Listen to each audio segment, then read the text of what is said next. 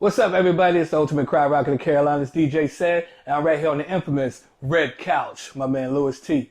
I'm here to talk about my struggles and journeys in DJing. Also, how I got on Coast 97.3, House of Blues. Also, when I was at a record store called Sounds Familiar, taking it back for how I used to do back in the days, plus Bike Week in Myrtle Beach, and the difference between Myrtle Beach and Wilmington and the music culture. All right? Right here on the Red Couch Podcast. Make sure you hit that subscribe button on YouTube. Look us up because we got a new episode. Champion bound, I'm Malcolm X with a pinch of Christ. Cassius with the jab, I'm Floyd May, my defense is nice. Crafted by a Mac, I'm embedded to get the cheese. Genius with the beats, this pop art and I move with ease. Start cold, apply pressure. That's what it is. Put it on your side. I'm covering up my. Oh, your pillows and shit. That's part of my ambiance. That's what's up. You know what I mean? Like, come on. Dude.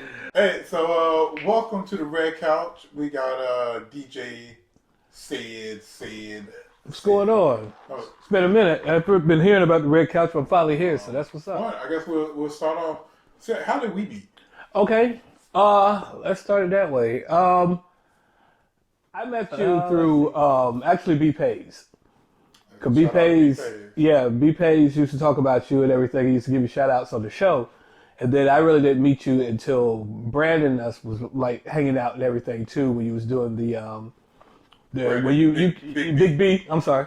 Big B would come through from Coast and make it happen or whatever. But then like I met up with you and Ice Cold Keith. Okay. And Keith was interning with us, but you was just, doing, your showcases and all that good stuff. And then we started the Limelight, and that's when I really got to know you. Yeah, because we're technically co-workers. Co-workers, pretty much. Working at because your show came on after mine, pretty much. So I was still in the building.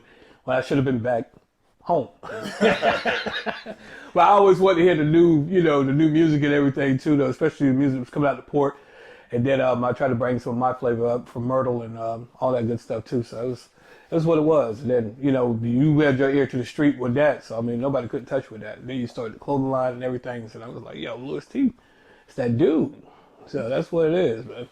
So, yeah, so like you said, Myrtle Beach. So you're based in Myrtle Beach? Are you from Myrtle Beach? I was from, yeah. I'm born and raised Myrtle Beach. I did retail for a minute. Y'all had Manifest Records out here. I'm stepping back in time right now. But y'all had Manifest Records. We had Sounds Familiar. And Sounds Familiar and Sounds Familiar and the guy that runs Manifest also back in the days with the chains, they are both from Columbia, South Carolina. And they both started in Columbia, South Carolina. So it was kind of like a little rivalry or whatever. But like Wilmington had Manifest, Myrtle Beach had Sounds Familiar. So I was working there. Ended up calling the radio station here. This is when Coast was off of Dawson over here. Oh man! And was that with Rod Cruz? Rod Cruz was program director at the time. I was at House of Blues also. Like I did radio. I mean, I did record store, and then I got House of Blues in Myrtle Beach. Ended up talking to B Pays. B Pays said, "Just be patient." For a little while, he said, "I might want you to come up and do mixes for me or whatever. We get ready to move into a new building." Said, "Do you know DJ Kashim?" And I was like, "Yeah, peace Kashim." I said, "Yes, I know Kashim." He said, "Well, we just got him on for 9 o'clock. You know what I'm saying? We might could work out something for you on the weekends. I'm trying to get the Myrtle artists a little bit too, since we bleed in the area." I was like, "All right, no problem." So they moved into the new building. B-Pays called me. He was like, "Yo," he said, "just put me together like a little mix, and I'll see if I can get you on." Philip David came in, became the new program director. Rod Cruz had moved to Foxy. And that's how I became to come to Wilmington. And I had Saturday Night Thunderstorm with Shay Boogie. And that's how I started being in the Port City. And I think that was October 2001. Tell you the truth, that's been a minute. Wow. Yeah, it's been a good minute. So what made you reach out to Coast and be paid versus radio stations? Radio stations in Myrtle? Or at least in South Carolina. Yeah, well, I was doing 98.5 in Myrtle for a second, but they didn't want me to DJ my own records and everything or whatever. They want me to host another show that was playing somebody else's mixes. I didn't want to do all that. So what happened was I told them, B-Page was like, well, let me, I kind of need somebody so I can get that audience from down that way too. and I'm gonna bring you up here. Plus, it was a bigger station. It was the drives between the stations from my house, because I live like in the North Myrtle Beach area. It was kind of like the same though, within the traffic and everything. So the drive was about the same if I needed to go to Myrtle like that, or either to come to Wilmington. So Wilmington did exactly what it needed to do and everything. Plus, the culture out here was a lot more deeper than what Myrtle was doing at the time too. Though Myrtle's real touristy, but it's more culture out here. You know what I'm saying? Like they have the ear to the street more, so the music is different. So it was great for me to come down here, or for up here. How did you get hooked up with the House of Blues? Okay. Like, what were you doing back then? Like, have you always been like, Yeah. okay. What do you do, and how did you get there? Okay, cool. All right, so I know, but people that don't know. House of Blues opened in '97 in Myrtle Beach, and it was only 5 at the time. I think it was Los Angeles, Chicago, New Orleans, Cambridge, whatever, where Harvard is at, or Yale, one of those two up there. And there was another one that we opened up at the time. Orlando, Texas, Ohio, all of those wasn't open yet. Vegas, all of those hadn't been open yet. So we was one of the newbies, and this is when Dan Aykroyd and all of them still had it at the time too. I went in for lunch one day heading to work. 2 guys that I went to school with. One of them I graduated with. One of them was a little ahead of me in school, and we used to do music together and whatever. He was like, man, they looking for DJs. I'm gonna give you a name and whatever. And I was like, all right, cool. Now mind you, this is '97. Okay, so we had pagers, and so we had a cell phone. It was expensive, so we had pagers. A guy paged me. One of the managers there, his name was Brennan. He called me. He was like, hey man, we're looking for a DJ. So they tossed me into that first night that they was opened up or whatever to test the system out and everything or whatever. Back then, the artists wasn't as much money as they are now. So everybody came in, the first 3 months they was open, they had a national act every night of the week, every night. So they was like, said, what kind of music do you do? I said, well, I do it all. Said, I don't care. Music is music. And I went in. And people might listen to this might not realize this. But when you say you had music, you had to have the physical record. Oh yeah. We had I had vinyl. We had Technique 1200s in there. Plus we had the CD players in there at the time too. That had the pitch controls on them. So it was between vinyl and CDs. Okay. I normally went to find the records though. Like I used to come in there with at least 8 crates of records of my own. That's the only thing that I miss about DJing right now. Like say having the physical record that you just pull up or whatever, going to find and hunt for that record instead of just going to download it. Because we could find anything that we want pretty much now, or either we could just call somebody and be like, look, man, I need this copy of so-and-so. Oh, word, I got that. And they'll send it to you or whatever if you can't find it. But back then, we had to get on the road. Like, we used to go and travel for records, order records offline, call record pools. Yep, exactly. So that's what happened with me getting House of Blues. So who was do you remember who some of those first national acts were? That first month, we had... let's see, we had Erykah Badu came through. Baduism was like really hot back then. She came through there. Keith Sweat came through. I don't know if you know this group, but it was a group from New Orleans called Cool Bone, which they was a hip hop group, but they still had like the little New Orleans sound to it. Spearhead, which Michael, what's his name, Feinstein or whatever. Yeah. Something like that. Yeah. But Spearhead, they came through there at the time. Camp Low came one time too. I brought Camp Low to one. Oh, cool. Did you bring Camp Low? That's what's up. Yeah, but still, what I'm saying, like, it was just a bunch of people, and then probably once the time went on and on, Cypress Hill will come through there. All the rock people came through. I remember I had to open up for ZZ Top one time, and that was really big. But other than that, it was just a handful of people. Then we used to have a blues Wednesday or whatever, so Coco Taylor would come through. What's his name? Bobby Blue Bland, Clarence Carter, all of them would come through on like those Wednesdays and all that kind of stuff. And then like I was the only DJ there, so I would be in there playing the blues. We'd have the reggae bands, the Inner Circle would play. It was just people coming in, all genres of life and everything. And then like Dan Aykroyd would still be there. The Blues Brothers played that first weekend that they was there, whatever. That was like that new one with John Goodman and what is it? Was it James Belushi? Jim Belushi's brother. Yeah. So John Belushi's brother is James Belushi. Yeah. So it was crazy. They all showed up, whatever, and then they would just keep coming in there, like it just pop up or whatever. Especially Dan because he had his hands in it, and then So you know Dan Aykroyd. yeah, yeah. That first night we was there, we met him. He came in. Can you get him on a red couch? I wish I could. I could call. I'll try to make a call or something and just tell him to come through. So, like, knowing you, I know you're a networker. Oh, yeah. How is this helping you build not only your resume, but Yeah. your Rolodex? Well, I mean, going out, it doesn't hurt to have House of Blues on your resume at all. And I had left House of Blues in '99, and I came back in on 2000. And when I came back in 2000 at House of Blues, that's when B Pays, and shout out to Scotty Sunshine, which is Scott. They came and saw me spin, and you asked me how I got with Coast, pretty much what made me want to call into Coast and everything. I actually called Coast to get advertisement for a club that I was helped running in Myrtle Beach, and I wanted to put the advertisement on Coast, and that's how I met B Pays. So then they came and saw me. Who was playing that night? Was it? I think Keith Sweat had came back, and he came back that 2000. They came and saw me spin that night. And then B-Pay said, yeah, he said, just give me a call a little later on or whatever, and we'll work out everything or whatever. So that's what happened. And that next year over, I was on Coast. Okay.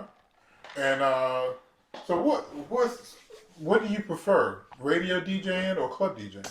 I like both. It's two different energies behind it, though. You know what I'm saying? Like, club, you can always feel that energy, especially when it's packed and you hear the people react to the noise, they make that sound or whatever when you drop that certain record or whatever, and you kind of feel the crowd, you can feel the energy in the crowd and everything, though.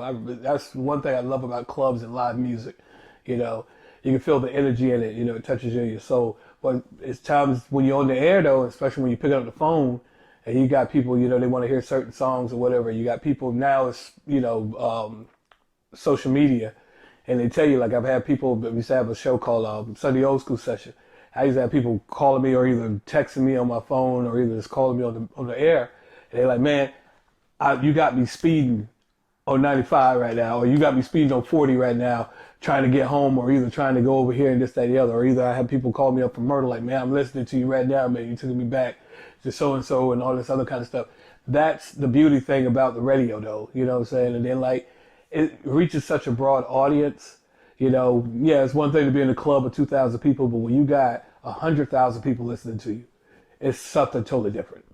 So that's the beauty thing about radio and also the clubs, though. The club pretty much because you get to touch and interact with the people, but you still get to interact with everybody else, though, especially on radio because they know you from the radio, even still now. Shout out to Big B again. He's the one that did my drop. The DJ said, that's Brandon. That's Big B.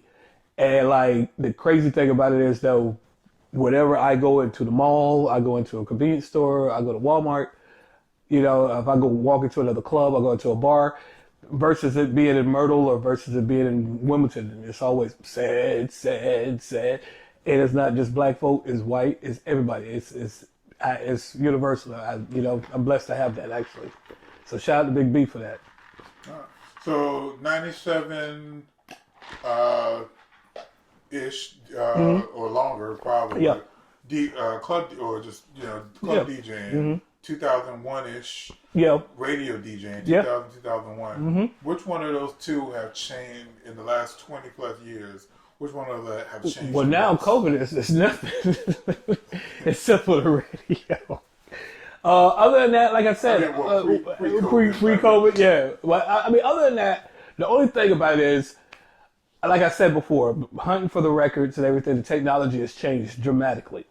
You know what I'm saying? So, like, going out, hunting for records, even though, I'm older, you know what I'm saying? And, there's a lot of other guys I know that are older or whatever now, you know what I'm saying, taking those crates of records or whatever, we don't miss that at all.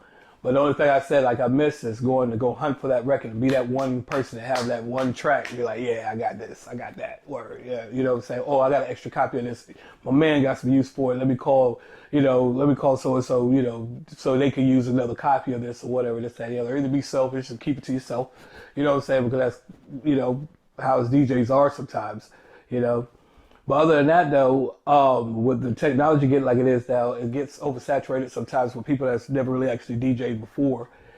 And I don't have a problem with them doing that because of the love of music, though. You know what I'm saying? I have no problems with people that have the love for music. But this is one advice I always told people when everybody would come to me and be like, hey, I'm trying to get the DJ in Cedric. And I'm like, word, okay, 2 things you need to know.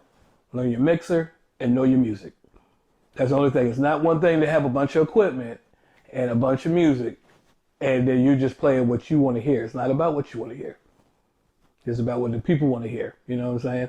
And that's one thing that radio has also taught me, though. You know what I'm saying? Like, the more recurrent the songs are and everything, the more that they're played and all that good stuff. Like, you know, it might be that's repetitive and be like, oh, man, they're playing the same thing or whatever. But it's just programmed that way for it to drop a certain type of way during, you know, the hours and everything. It's just a science to it, pretty much. It's just like when you go to a club, you know what I'm saying? You're not going to play the hottest record in the world and you got 2 people sitting in your club, okay?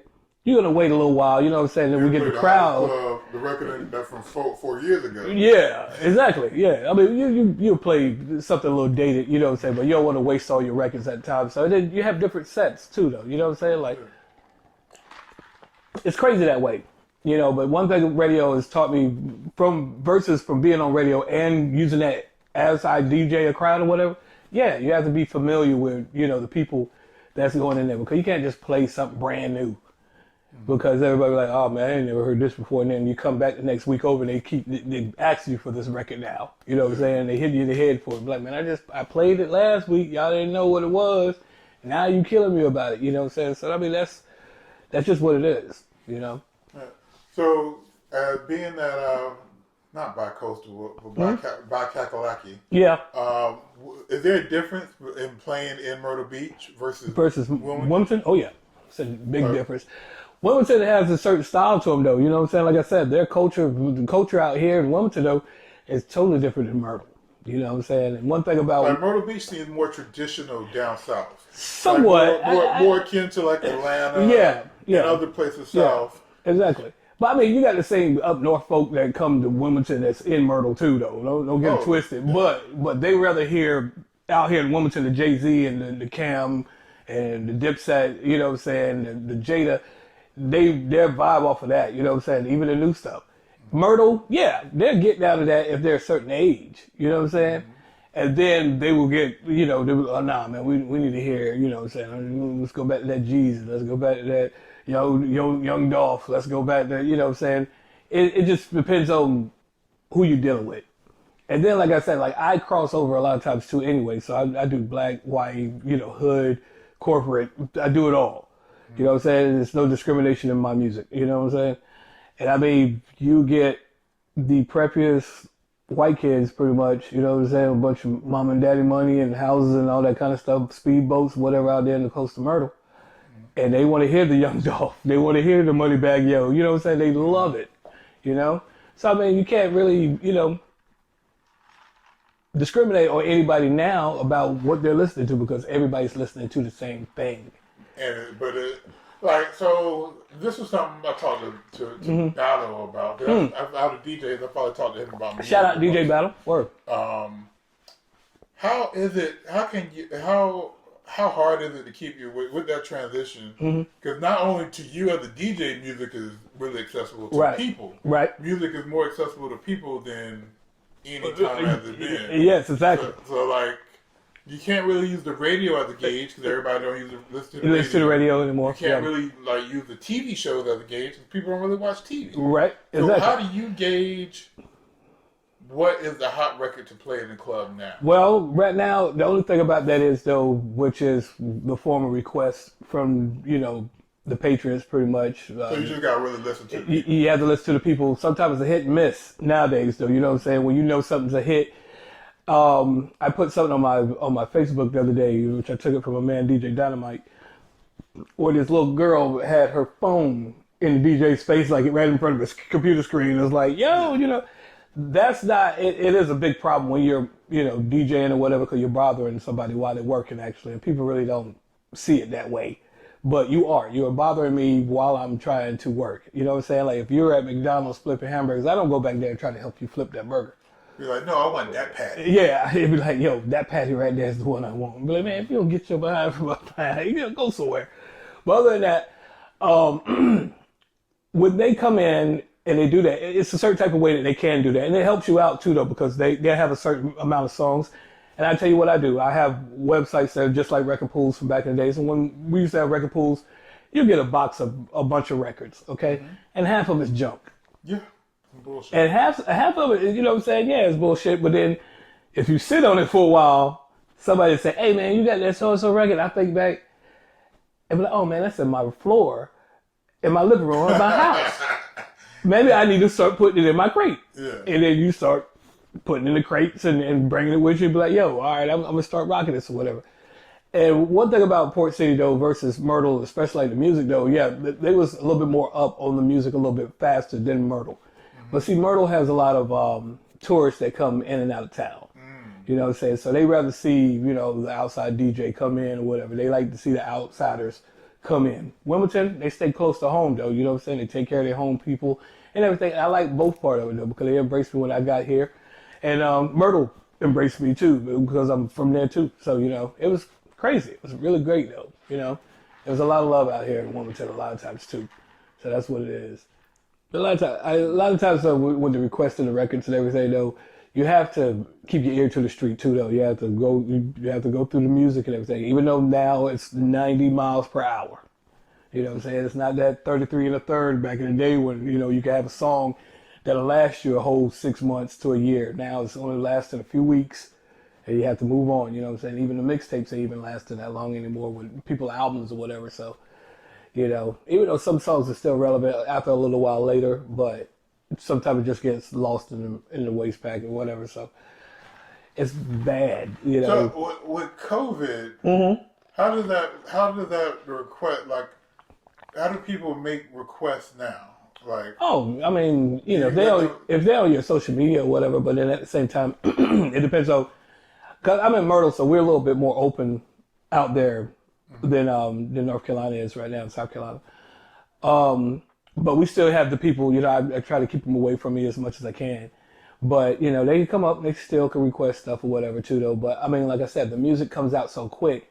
And I mean, when something new's coming out, on YouTube, if you're set up that way or whatever, all the new singles and everything, because they have YouTube set up that way now. Like the record labels are within YouTube. Like they have reps for the people that are on YouTube now. Oh, wow. Leo Cohen, he works for YouTube. He's the top guy. Yeah. Yeah. So, you know what I'm saying? So, met him once or twice. Word. Once. So the crazy thing is, what I'm saying, when you have stuff like that, and then, a lot of the other people, they don't want a record label, and you have to go and find their stuff a lot of times too, like a lot of the underground stuff.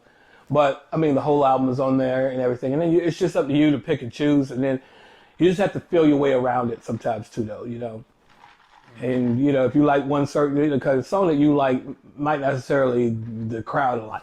Yeah. And it's about sandwiching, too. Sometimes you gotta, it might be, they might not like this song, but it got the same BPMs, the same as the other one. Exactly. So it's either like, I'm gonna give you this, give you this honey. Yeah. And slide this one in, yeah. It's a lot like that. Like, I put it to you this way. Megan Thee Stallion's new album. It's the same. All of her songs are the same thing. She might have about 2 of them that might switch it up a little bit. But all of it's the same thing. It's booty shaking, the same little riding a beat. She's singing about the same shit. And that's it. She might have a feature on there. The baby might be on one of them. Somebody else might be on one. And then she'll go and hop on somebody else's track or whatever. You just mash them all together. And you just pick out which one you want to get. And you play, I mean, everywhere is different. Everywhere. How important are like charts? Does charts help dictate that? Charts, like Billboard, Billboard still, Billboard, because like what Billboard sees. iTunes charts. Yeah. Mm-hmm. Billboard, they monitor the iTunes charts. They monitor the hits on YouTube. They monitor, what's playing on the radio still too. So, whatever's get played or whatever. And then they also go by who's selling. And that's what the Grammys look at. You wonder, you're looking at the Grammys like, why the hell did Adele win over Beyonce? If Beyonce album was a hell of a lot better than Adele's. Or why was Kendrick Lamar snubbed because of Macklemore? You know what I'm saying? Yeah. It's not just because they're white, but they're the consumer are, white. To tell you the truth, black people, yeah, we do buy, but we won't go and break our neck to go and buy. We're bootleg. Yeah, we're bootleg. Yeah, and you know what I'm saying. But that is the consumer. It's always been like that. It's been like that when I was in retail. People will go out and they will buy Tuesday. First new album will come out on a Tuesday. That's what I miss. You talking about vinyl? Either vinyl, CDs, whatever. That was the release date on. But I miss music coming out on Tuesday. Mm-hmm. That was the release date. Big release. Yeah. It'll be a midnight. Mm-hmm. That's stuff that'll never happen. Mm-hmm. So, I mean, like I said, they would come in, buy them or whatever. Black people, they were like, oh, yeah, I go in there. I'll buy this one. Or either I'm going to copy it from somebody else. Or either, my man got it over here, for $5. You know what I'm saying? And it's early. They don't care about having the liner notes and, putting it in the collection or whatever. It's just on a burnt CD or, they'd be like, all right, well, I'm playing until it wears out, So a lot of, people that know probably know, but you were very integral with helping that me and Big B when we were doing like Wednesday night workshop, just me and shows in general. Exactly. Doing like that kind of bridge, that gateway of South Carolina artists. Exactly. And getting South Carolina artists up here. Right. So what helped you keep your ear to the street? Well, to like local, not local, right? Exactly. Regional artists and stuff. And, just from that area. I think that both areas have a lot of big talent, and I mean people that could go farther than a lot of these guys I've seen to just get on. You know what I'm saying? The only thing about it is though, a lot of times I try to get the work ethics into them and be like, look, man, I'm going to Wilmington tonight. I don't care if I'm just going to the club. Come out here with me. If you got your mixtape, even if you got like a single, you got a handful of flyers or whatever, come with me. Come with me and, say just, hand something out. I would say one of the biggest out of that relationship that probably prospered the most, especially at the time when I was on the radio and I was doing shows, was probably the B1s. B1s, yep. B1s, and then some of them did some solo stuff. Exactly, yeah. How did you meet them? Well, they was like my little cousins and little brothers, you know what I'm saying? Like they're a little younger than I am. But we all went to the same school, you know what I'm saying? I know their mom and dad and all of their parents and everything, whatever. And then, they would come out to the club and everything while I'm DJing, so they showed a lot of support. Around the time they was getting on and right before they did the record with Crime Mob, they was like, say, can you help us out? Can you, get us, play our music and everything? I said, yeah, I got you. You know what I'm saying? I got you if I get by with it and play it and everything or whatever, and I go and introduce you to some other people or whatever. But you have to get up and be willing to do the work. Yeah. You know what I'm saying? I talk to a lot of these kids, even now, and they're like, man, how can I get on? I was like, look, man, go and talk to my man Paul Davis. This guy in Columbia, South Carolina. He's in Lake City now, though, but he's been doing his record pool for years. And he'll come and travel and come see you and everything, and then, you know what I'm saying, he has workshops and everything that you can go to. And I'm going to tell you guys the truth. Even with me going to his workshops, has put me on to different things. I mean, meeting other DJs, meeting other program directors, meeting other club owners, and I've gotten gigs out of it. You know what I'm saying? And I tell people, like, look, man, if you want to get your feet wet, you know what I'm saying? No offense to core DJs and everything. Core DJs is great. But that's on another kind of scale, though, And when you're ready to get in that kind of scale, though, get your feet wet a little bit and understand how it works first and who to smoosh with and who to talk to. Then go to the core DJs and then meet the big wigs and the heavy hitters and everything. You know what I'm saying? It's just a stepping stone. But when I go and tell these guys, and I mean, it's not really even you having a lot of bread either, though. You know what I'm saying? Get some simple $100 flyers done. You can get CDs burned for a little or nothing right now, even though a lot of people are not using CDs or whatever, but you get like little cards and, that have your website or, SoundCloud and all that on there. You know what I'm saying? And pass that out and just be in people's faces. And you know what I'm saying? You have a song good enough, people will come to you on it. Yeah. they'll definitely come to you on it. Like, and then, you know, just be consistent with it though, you know? And B1s was great though, you know, like they energy was so cool and whatever, you know what I'm saying? Like they was always together and just brothers and everything. These brothers was living in the same house at one point in time. And they had a studio in the back, and like they was, you know what I'm saying, to get up, record, get up, go grab groceries or whatever, go get something to eat, come back, boom, record. You know what I'm saying? So, you know, you can't get no more togetherness than that, you know. And those guys, I've seen them hit the road, come out here and, you know, do a show and everything, go to Charleston, do a show, come back over, go to Columbia, do a show, come back, you know. That's what it is, though.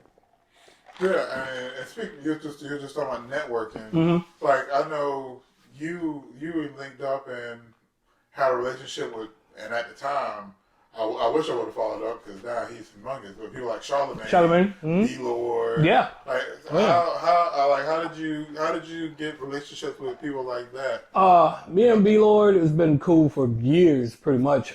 He used to come and do parties. And for those who might not know, explain who D-Lord is. Okay, D-Lord is a DJ from Florence, South Carolina. He was like the first South Carolinian actually to get on Rap City BET. He was on Planet Groove. Shout out to Chubbs. He was on all these, you know, major networks and everything, and just being from Florence, South Carolina. You know what I'm saying? Like it's Myrtle Beach, it's Florence, Charleston. You know what I'm saying? But he took it over by storm, though. Like very proud of him. Very, very impressive DJ too. Like he was phenomenal. You know.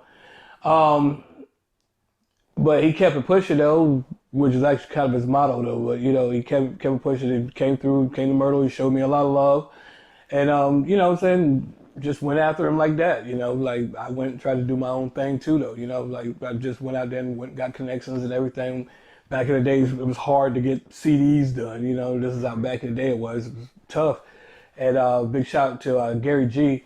He was the first one to get my CDs pressed on like my mixtapes on a CD. Like I'm meeting him on the side of the road, like some drug dealer. So they just got this box of CDs. You know what I'm saying? Like I'll meet you over here on the side of the road. Yeah, I'm pulled over here. Like it's a fucking box of CDs. You know, that was back in the day.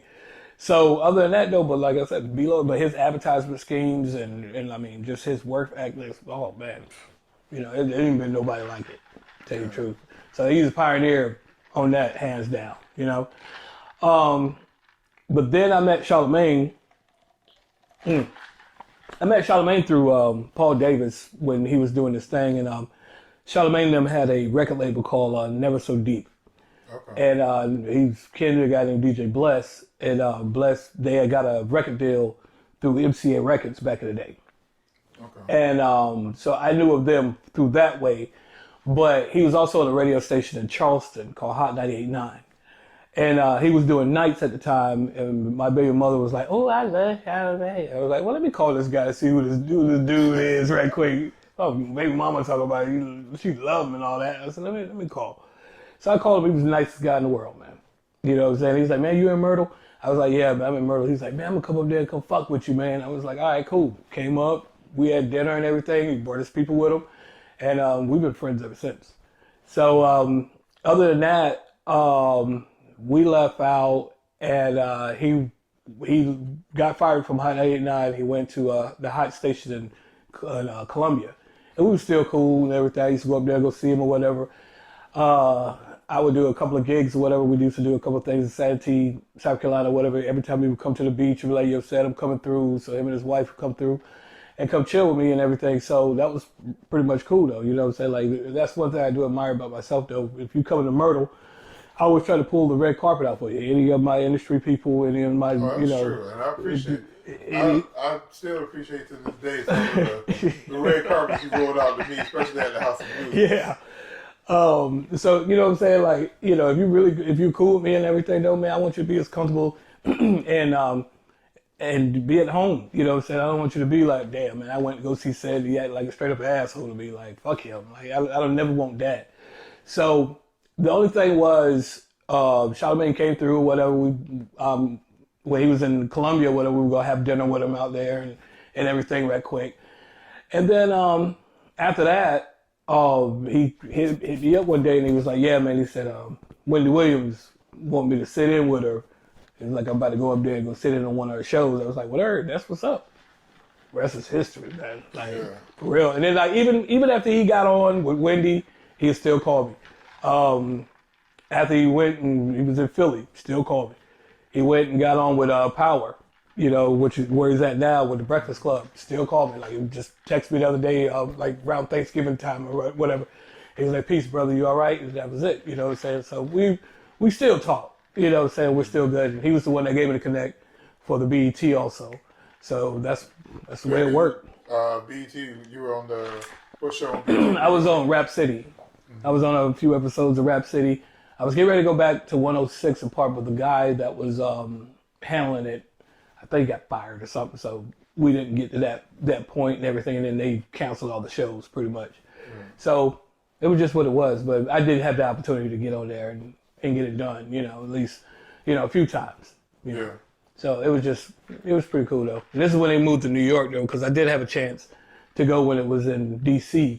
But I just didn't jump at it. But yeah, when Charlamagne had linked it up and made it happen though, I definitely took care of it. I'm really proud of him too, because like, you know what I'm saying, like even still, because I was coming back in from New York at the time, and I was talking to him and he was like, "Where?" He said, "You did your thing." And I was like, "Yeah, man." He's like, "Well, cool, man." He said, "Well, I'll keep you up on, you know, anything else that's getting ready to come up or whatever, you know." And I mean, it just gets kind of hard sometimes between family, work, and you know what I'm saying, and everything else that's going on within your life or whatever, just to drop it and be like, all right, well, I got to go back up to New York, or I got to go do this. You got to be dedicated to do it and everything, though. You have to have that mindset to do it, though, you know. And I mean, I tried as much as I could to do it, but, you know, it just kind of went back and forth, though. But I'm fine where I'm at right now. So it's all good. So 20 plus years DJing, vinyl, CDs, Serato now.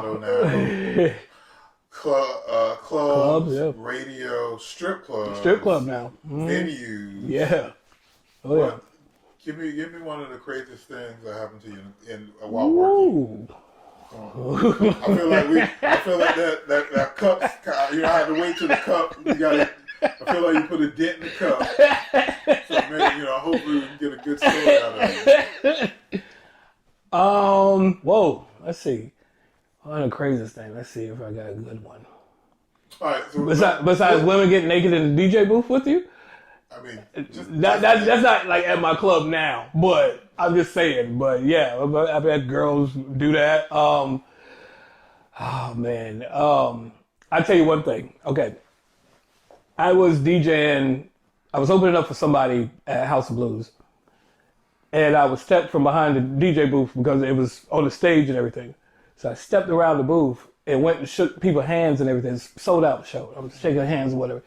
This kid shook my hand and waved it in the air and licked it.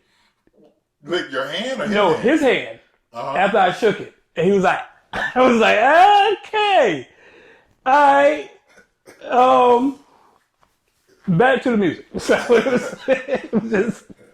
it was just that way. That's crazy though. He said, I was like, oh, okay. Wow. Woo. What was probably, like, all the stuff that come through like Myrtle, what's probably like the biggest event you think you've done? The biggest? Yeah. Ooh. Or I don't know. I've opened up for a bunch of people. Like one of the biggest ones was when I did Common and he slapped that dude in the crowd. And then I opened up 2 Chainz and Future, especially when they was like fire hot. Shout out to Wile E. Coyote and all that because they used to invite me to the summer jams out there in Greensboro for 102 Jams. And I mean, they would, like I said, like he laid out the red carpet for me too. We just pulled up right beside the buses in the back of the Coliseum and just walked in like we was one of the artists.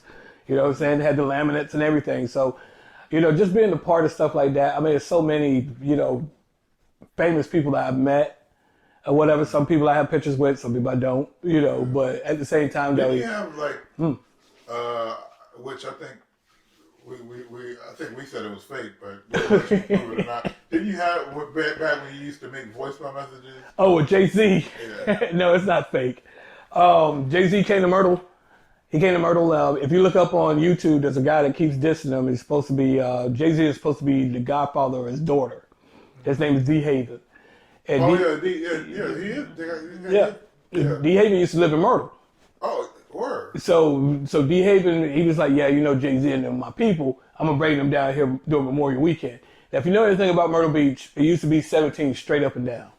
And they didn't have 31 and 22 like they have now, like the other highways now that you can get around the city. So it was just that one straight 17 block. So when Memorial Weekend came up back then, you couldn't go anywhere. You couldn't move. You were just stuck in traffic. So Jay-Z and them came down around that time. Nobody wasn't really actually going on the beach because everybody was just piled up at Atlantic Beach. There's some stories about that event because like DeHaven didn't make his money, and like he didn't want to pay Jay-Z or Dame, and Dame was like that was like a riff. I don't know who I've heard told the story from. But I've heard people talk about. Yeah, well, see, I don't know too much about that, but Jay Hove was there. That's when the first time I ever heard of Dame Dash. This is when Reasonable Doubt was in the water. Like it was done with. You know what I'm saying? Who You With was big. The In My Lifetime hadn't even was thought of yet. Yeah. So he just had that song off the Sprung soundtrack. Yeah, Who You With? Yeah. So he came through and he had about 14 people with him. And he had Irv Gotti with him too. And I remember Irv because he was the one that gave me the most attitude when I went around and talked to everybody. But it was about 14 dudes when some kid. And so they didn't perform. So of course they didn't get no money, you know, because of the simple fact that, you know what I'm saying, wasn't nobody there really to tell you the truth. You know what I'm saying? I mean, I guess they probably would have performed if they got all their money or whatever. But DA was like, look, we already got half the money. I don't know what maybe the whole thing was between them, you know, by them getting here and, you know, getting the Myrtle and everything at that time too. And they was kind of upset. They was like, man, all those people that I saw in traffic coming in, like, and they ain't in here for me, you know what I'm saying? I was like, well, look, man, it's not about that. It's just people just tied up in traffic. Now, if y'all had did the show in Atlantic Beach, oh, it would be bananas. Like, you know what I'm saying? You couldn't even get in the venue. Yeah. But, you know what I'm saying? With it being on the outskirts at that time, you know what I'm saying? Because eventually it moved around. And instead of it just being on Atlantic Beach and it spread it all the way to Myrtle, that's when all the problems that the city was saying that they had and everything, and that's when they was trying to shut it all down. Yeah. Which the only thing about it was they couldn't contain it. You know what I'm saying? And they couldn't contain it any festival or whatever that they have in Myrtle like that. You know what I'm saying? Like it's just crazy. Speaking of Myrtle Beach and pretty much Bike Week, how has that changed over the years? Especially being a resident. Like how do residents feel about? Well, I'm sure you're a little bit different being a DJ than a resident. How does Myrtle Beach feel about that? I put it this way. I'm born and raised Myrtle. So, you know what I'm saying? Like Atlantic Beach was like our Black Pearl. What is like your right up right here, the shore? Yeah. The shell? Okay, cool. Try to throw your fur over. Oh, okay, right here. Oh, word. So, you know what? That was the only place that Black people could go. You know what I'm saying? So, I mean, and they had like to catch me out for everything though too. Like, you know, the soldiers and everything that was in Myrtle Beach at the time, which I think out here in Wilmington, what was the name of it out here? The base that they closed. In Wilmington? Mm-hmm. Over there where the aquarium is at. Oh, Fort Fisher. Yeah, Fort Fisher, yeah. So they had the Myrtle Beach base also, which was for Air Force. So all the soldiers over that way, you know what I'm saying, plus it was segregated or whatever. So, you know, they didn't want Black folk down in Myrtle Beach where the pavilion area was at and all that good stuff. So everybody went to Atlantic Beach. You know, the only thing that really kind of fouled it up was when crack and all that, you know, era came out and everything back in the days. It really destroyed Black communities completely. And it did that to Atlantic Beach, hands down. When the owners of the places started selling it and then, you know, destroyed it or either got on it and couldn't keep their buildings up and everything, which is prime real estate over there. To tell you the truth. And it just fell down, you know what I'm saying? So it just had a bunch of crime and then, you know, just, you know, considered a Black dirty area, pretty much. Instead of it being beautiful like it was. They used to have a Ferris wheel, they used to have all kind of other stuff, and that's where Black people could go out there and be free.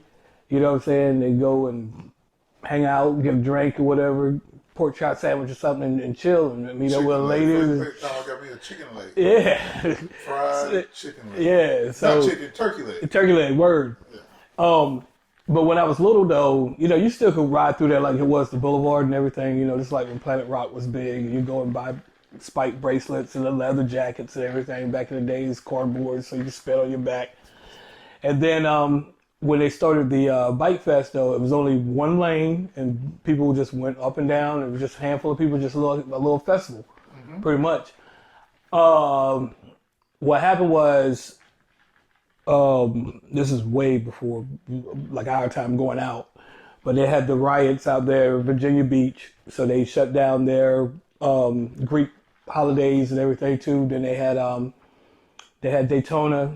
Daytona was doing their thing out there where the black colleges would do their thing. And then they had Freaknik.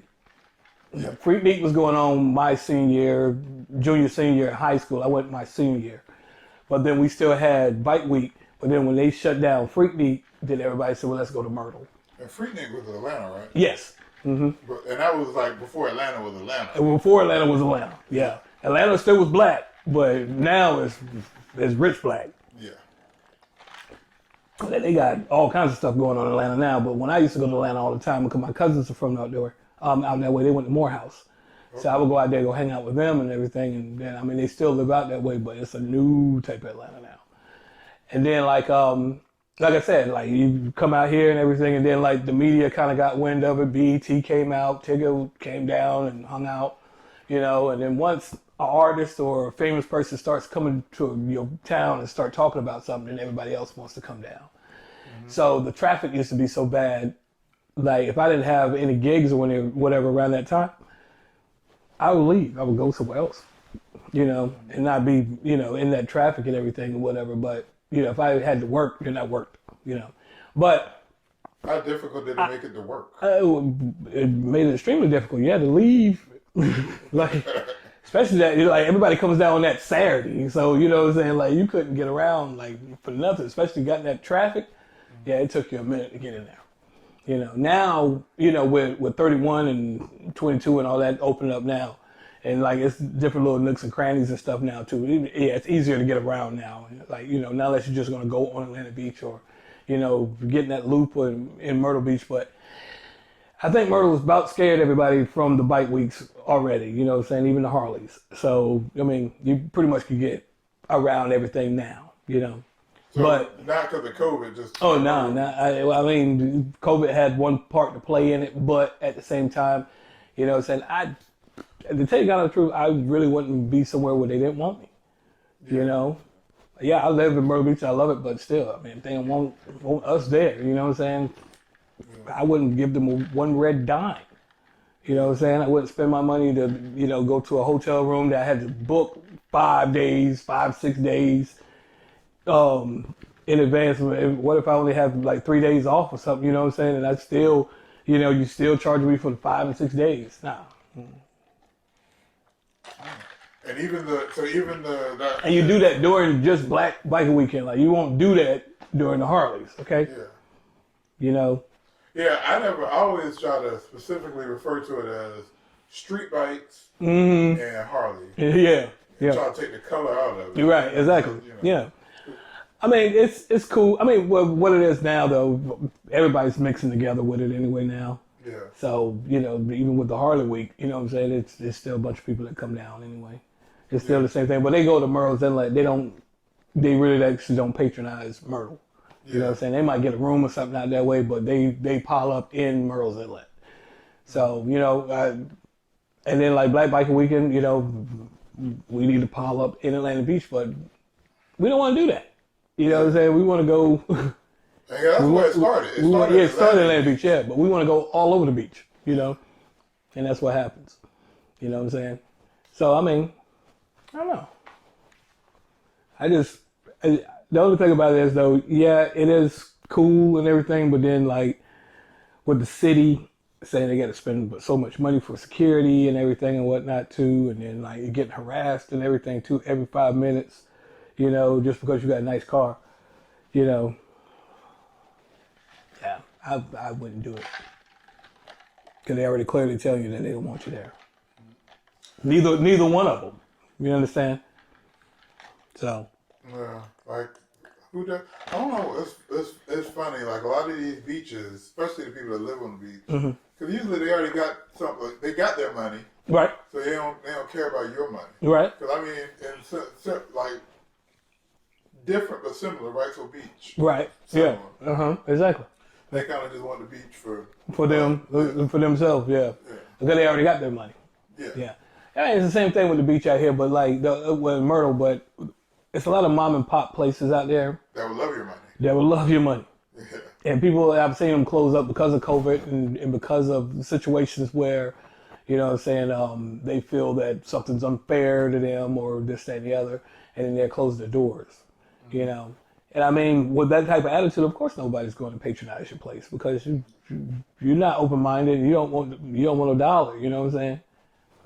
So I think it's I don't know. So anything else that I skipped, I haven't tapped on? No. Do you want to talk about any of your current endeavors? Well, the only thing I'm doing right now is, I guess, waiting for COVID to get over with and everything. You know what I'm saying? The club situation is not really popping just yet in Myrtle again. There's a couple of spots out there. But I'm still at the strip club, and that's good enough for me right now. So if you want to come check me out, Masters, I'm at the Masters Club. What is it? 1908, Mr. Joe White Avenue. Come check me out. I'm there Saturday, Sunday 1 to 8, Tuesday 1 to 8. Sometimes you'll catch me this week, probably from 8 to 12, 8 to 2 in the morning. So come holler at your boy. That's what it is. DJ Set Forever on Instagram. Also DJ Set Myrtle Beach Facebook. And DJ Set Twitter. That's it. All right. That was DJ Said. Thank you for joining us.